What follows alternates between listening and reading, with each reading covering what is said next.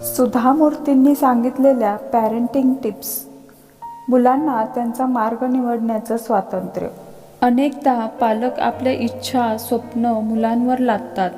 सुधा मूर्ती सांगतात, पालकांनी असे अजिबात करू नये. मुलांच्या माध्यमातून आपलं स्वप्न पूर्ण करणे अतिशय चुकीचं आहे.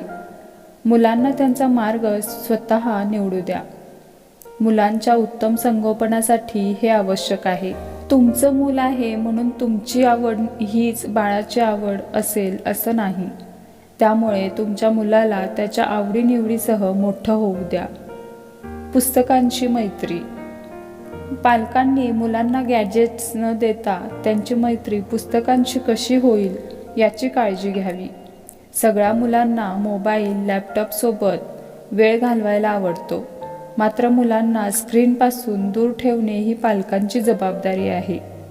त्यामुळे त्यांची मैत्री पुस्तकांशी कशी होईल याची काळजी घ्या. आईने मुलाला झोपताना एखादं पुस्तक वाचून दाखवावं. दुसऱ्या मुलांची तुलना नको. अनेकदा आई नकळत आपल्या मुलाची इतर मुलांची तुलना करते. मात्र हे करणे अत्यंत चुकीचे आहे. प्रत्येक मूल वेगळं असतं. अशावेळी तुलना करून नकारात्मक विचार मुलावर पाडू नये. पालकांनी या सगळ्याची जबाबदारी घ्यावी. अनेकदा मुलांची तुलना करताना त्यांच्या बालमनावर मोठा परिणाम होतो. बालमनाचं शास्त्र पालकांनी समजून घेणे गरजेचे आहे. मुलांना आदर करायला शिकवा. मुलं आपल्या वयाच्या मुलांसोबत अधिक वेळ घालवतात. अशावेळी अनेक गोष्टींचा प्रभाव मुलांवर पडतो.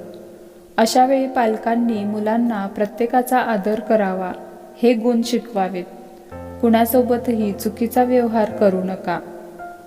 सगळ्या अपेक्षा पूर्ण करू नका. सुधा मूर्ती सांगतात की मुलांच्या सगळ्या मागण्या पूर्ण करू नयेत. याची मुलांना सवय लागते. मुलांशी संवाद साधावा. त्यांना सगळ्या गोष्टी समजावून सांगाव्यात. तसेच मुलांना काही काळ थांबावं देखील लागतं याची जाणीव करून द्यावी.